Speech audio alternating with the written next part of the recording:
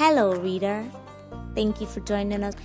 This is the Christian Readers Community Podcast. On this podcast, we will be discussing with fellow readers and authors. You will never lack for good conversations and recommendations of Christian books. If you're a lover of literary works, fiction and non-fiction, then you have made the right stop here. Thank you for joining us again.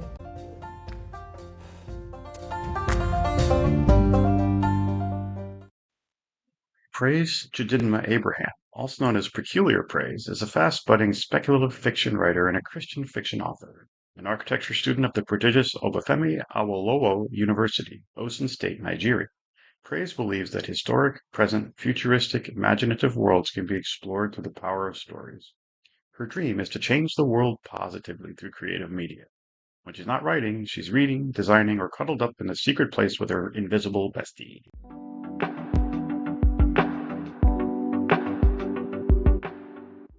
Hello everyone, welcome to the Christian Readers Community. I am Faith Ijiga and I'm back with another author, an amazing African, beautiful lady author. Welcome to the show, Praise Abraham. Thank you so much, Faith. Thank you for having me. Welcome to the show once again and thank you for accepting my invitation to be here with me. It's a pleasure. It's a pleasure. So tell us, who is Praise Abraham? Okay. Many people know me by my pen name. So my pen name is PeculiarPraise. But of course, my real name is Praise Abraham, and I'm a Christian fiction author. More specifically, fiction. And by the grace of God, I've been writing since 2020 and I've published a couple of books. But my very first novel is titled A Pastor's Daughter's Diary. And I guess that's what we are going to be focusing more on today. So I'm really excited. I can't wait to engage in this conversation. Thank you so much. Yeah, it's been a while, 2020. Was it during the pandemic you started writing specific? Yes. I would say that was one of the things that prompted me because I had a lot of time on my hands. So I thought, why not take this opportunity to actually start writing the story that had always been in my heart to write. So yes, the pandemic lockdown time, it was revolutionary for me. So that was the whole start of this writing journey. Yeah. So what else motivated you? What else made you decide that, well, it's time for me to switch from being just a reader to being a writer? Just like you said, switch from being just a reader to a writer. I've always been a very big reader. I read a lot. In fact, reading was what made me to come to truly encounter Jesus. So I would say a very big thank you to my dad. My dad is a pastor and we have this library at home, even both at home and in church. We have libraries, like dedicated spaces where books are just start.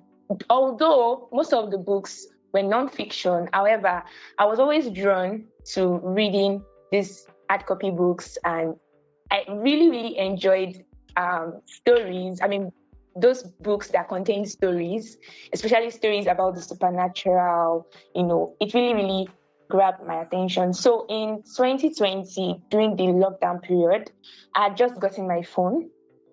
Yes, my phone. I'm very young. I just got my phone and I was, as at that time, I had already encountered Christ. Like I said, through reading, my dad actually challenged us that we could actually read the entire Bible. At that time, I was like, no, how can one read the entire Bible? It is impossible. Like, it looked like an impossible task for me. But I took it up and I began reading the scriptures. And through that, Jesus met me and I genuinely gave my life to him, became more serious about my faith journey. And yeah, so coming to the online space, I already made up my mind. It was kind of like an unspoken agreement between me and God that I was going to only, because I knew I loved stories a lot, but I came with the mindset that I was going to read only Christian fiction, just to protect myself, because I knew that there were lots of ugly things out there. So I started searching for Christian books. I would put in keywords into Google: Christian fiction books, Christian romance stories, those stuff. And the suggestions that kept coming were suggestions from Wattpad. Yes, it's funny. Many people, whenever I tell people that I started out my online writing and reading journey on Wattpad, many people are shocked. Like, no, Wattpad is a dark place full of books. Some people would even say when they gave their lives to Christ, they had to leave Wattpad. And I understand the perspective, but God just orchestrated my story in a way that when I came to Wattpad, I encountered great Christian books. I encountered stories that blew my mind. And thankfully, Wattpad is a community kind of space. So I could connect with the authors. I could reach out to the authors. As I'm reading, I'm commenting. As I'm reading, I'm reaching out to the author. And the whole process was just really fun. I was getting more and more inspired to actually take the bold step of publishing my work. And I did, but it was really, really difficult until I came across Wattpad Christian Writers and Readers Club, which at that time Faith was the president of. Thank you so much, Faith. Thank you. Like that encounter was one of the major things that prompted me to keep writing, because it was frustrating writing and no one was reading my work. But because of the community, because of the club, I was encouraged. I was greatly encouraged. I saw myself amidst fellow Christian writers and readers, and I got feedback for my work. And from there, I began to see that it's not just about entertainment, it's more of a ministry. And here I am today. I'm still writing, and by the grace of God, I believe I will still be writing till I'm old. Thank you so 4 years later, 4 years later, and you're still standing. Thank God, really. And really, you have a peculiar story about joining Wattpad. Yours is definitely peculiar because you're the first person that told me that what led you to Wattpad was Christian stories. Everybody's stories, including mine, will tell you that it was difficult to really be on the app at the first time. At first, when I joined, I thought I was the only Christian author there. So then I started discovering that at the outset, like that. Yes, I understand that on Wattpad, it's a really dark place, honestly. In fact, Christian stories are always like I don't know how to put it. They're always kind of like strangled. They're not in the forefront. So it's really difficult. Yes, I was even telling someone the other day that, when you go on Amazon to buy books, they'll show you your preference. Like they'll suggest other books based on the kind of they'll show you based on your preference. But when you go on Wattpad, you look at your home screen and the stuff they are showing you wouldn't be the kind of stories that you like writing or like reading as a Christian. Yeah. So me, basically, why I even joined the platform was to write, wasn't even to read. Really. And it's also very wonderful to see that this same virus that caused lots of chaos, lots of destruction in the world 4 years back, caused something special in your life. I'm not saying that the COVID did something bad to you, but did something good to you, when it affected you. But all I'm saying is that it presented, while it was ravaging the world, it presented a very, very good opportunity for you to for you to start off something that will turn the trajectory of your life. 4 years later, you're still on this trail. How many books have you published, by the way? The thing is, I'm a self-published author, so I have books on different platforms. Outside of Wattpad, I have published, as of now, 8 books. Wow! And if I add the books that are exclusively on Wattpad to the ones that I have published outside of Wattpad, that would be 15 books in total. Oh dear. Yeah. Wow, that's plenty. Come on, Praise. No, the thing is, not all of them are full-length novels. Like some are anthologies, some are stories, novellas. You get, so it's not like I fully. But the fact that you're able to, maintain this level of consistency, to be able to say proudly and boldly that you've published 15 books, it's really something to admire, really. It's good. It's good. It's not easy. So before you came on, I agree with you, really, that it's God, and also, my dear, you thank God for you for also presenting yourself as a sacrifice, as a living vessel to God, really. And let's go to your first book, your debut novel, a full-length novel, by the way. I was following that story, and you eventually published it on Amazon and on several platforms. And now you're currently writing the third book in that series, right? Yes, by the grace of God. Okay. So the first book is titled A Pastor's Daughter's Diary. Yes. And did that story come to mind during the pandemic, or was this something that came one of these days and you started procrastinating until the COVID gave you a chance? I wouldn't exactly say it was from a long time thinking or something like that. No.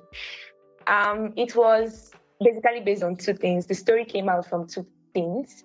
The first was, I said I was actively searching for Christian fiction books to read. And I noticed the trend, and I think it's even actually general in the world out there. I noticed the trend that many people, when they come across the idea of pastors' children, the first thing that comes to their mind is that, pastors' children are always wayward. They always turn out bad. They're always the bad girls and the bad guys in church. And even though there is a level of truth to that, I must confess, yes, there's a level of truth to that. I'm glad you confessed. I just wanted to... No, don't take my word for it, please. I'm not being biased. Because I'd watched movies, I'd read books, and anytime a pastor's child is shown, it's always as a bad girl, a bad boy. And I'm like, no, it's not always like that. The person comes to meet Christ, there's someone like Praise Abraham. Their lives can be meaningful and exciting and, just full of the love of God. So I wanted to break that stereotype. I wanted to bring a new narrative. I always like making reference to something that this Nigerian author said in one of her TED Talks. That was Chimamanda Adichie. She said there is the danger of telling a single story about a particular category of people. For example, now, if you meet a white person and tell the person that, just describe a typical African person to me, that white person would most likely tell you, Africans, they're poor, they don't have education, there's war, famine. You get that kind. But the truth is that has not. It might be true to some extent, but that's not the entire truth. There are places in Africa that are well developed. So that same thing, there's a danger of stereotyping certain categories of people, and I saw that for pastors' children. So I wanted to break that narrative that no, not all pastors' daughters or pastors' children are wayward or end up wayward. If they meet with Christ, they can actually be amazing people. So I wanted to bring that perspective because as a pastor's daughter, personally, even in the real sense of the real world, I also wanted to show maybe the struggles that pastors' children, because the truth is that there's a lot of expectation from pastors' children, at least from my little experience, and I've met with other pastors' children that said the same thing, that there's always a lot of pressure on them. So I wanted to like just bring that all from my personal experience. There's this saying in the writing circle: write what you know, write what you're familiar with. So in a way, I was telling my story in a fictional version.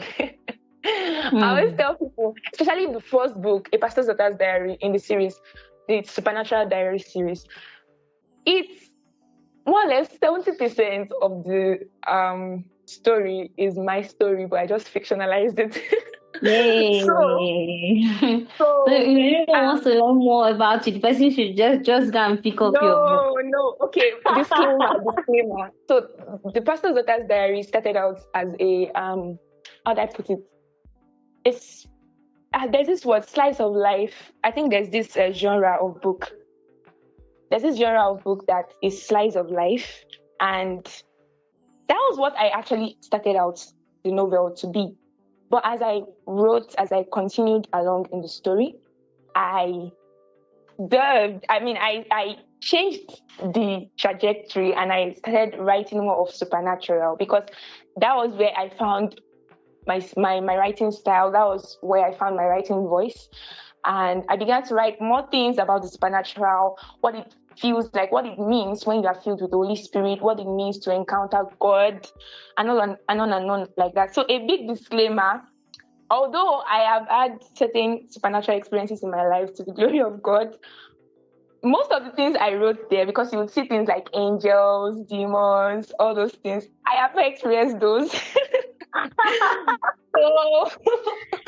So that's a big disclaimer. Yeah. If I say 70% of A Pastor's Daughter's Diary was my life experience, I mean like the real world experiences. So the name of the main character. Oh my! Yeah, so I just have to put that. So you won't read the book, and then you're not like, oh my God, the author said 70% is alive. Oh my God! And you start thinking that, oh, I have seen Jesus, I have seen angels. No, I have not. So, yeah.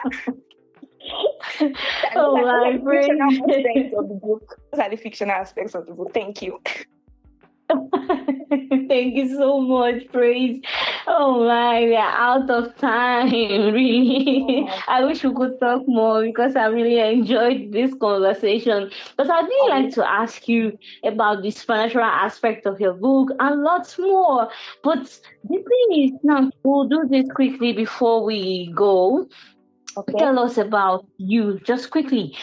Besides Praise, the author, who are you again? Like, what do you do besides writing? Okay, that's a wonderful question. So, aside from writing, I'm currently in my final year studying architecture. Yes, I'm an architecture student, so that's number one. Then number two, most of the things I do are more or less still linked back to writing. So I'm into book cover design, book editing, and formatting. I'm a content writer.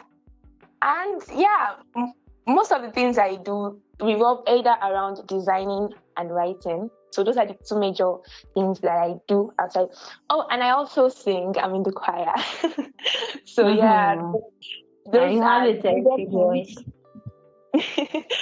the major things in my life right now. I don't know where God is going to take me to in the next, 1 year, 2 years, but that's where I am right now. I mean, you've come so far, 4 years, yeah. And I can't wait to see what God will do in your life in the next 4 years. Really, thank you so much. Yeah. And let me also give this fun fact, and or sort of like to give you this. How do we even call this now? Oh dear Lord, I'm missing the word. But just wanted to say that Praise was the one who edited my first couple of books, and she obviously did a great job, and she's good at it. So Praise she's not just a good writer, and of course I've read lots of her books, probably all by now. No, I've definitely not read all. All your short stories, I've not read all of them. Some of your novellas, I've not read them. So but the ones I've read, all the ones I've read, they are beautiful. And the books that she's edited for me, she did a great job with them. Oh, thank So, you. friends, thank you so much. If someone wants to reach out to you, how would they be able to do that? Oh, okay. If you want to reach out to me, it's very simple. I'm mostly active on Instagram at PeculiarPraise1. So that's my Instagram handle. If you want to reach out to me, that will be the fastest way you can reach out to me. However, I'm going to also give a link to all my social media handles, so you will be able to access that in the description to this podcast. Yes, so that will be the easier way to do that. Oh, yeah. Yeah, sure. Okay, thank you so much, Praise. And oh dear Lord, like I said, we're out of time. If not, I would have loved to ask you other projects that you're working on and what we should expect, what your readers should expect from you. But I guess when they go to your page, they'll be able to see that and more. So thank you so much, Praise, for coming. And I hope that when I invite you next time, you'd be willing to come again. More than willing. Thank you so much for this opportunity, Faith. I really appreciate it. Thank you too. You're welcome. All right, everyone. I really enjoyed my conversation with Praise, who have an amazing lady, an author who has also been my friend for some years now, and I've really, enjoyed this conversation. I really enjoyed it. And if you did, just like I did, go check out her page on Instagram and also click on the link that's attached to this episode, and you see the links to every platforms where you can find her or follow her to keep up, to be updated. And I do hope you pick up her book. Even if you're skeptical to buy the first copies, just go check her out. Her books are free on Wattpad. Then you can download it there and read it. And I believe that if you're a fan of supernatural fiction, you will fall in love with this one because it's not the usual supernatural fiction. It's not one of those cliches, really, but you will find this one really refreshing from other supernatural fiction books out there. Thank you so much, everyone, for listening once again. And I'm like, come your way again next time. I'm saying stay safe, stay blessed, and bye bye, everyone.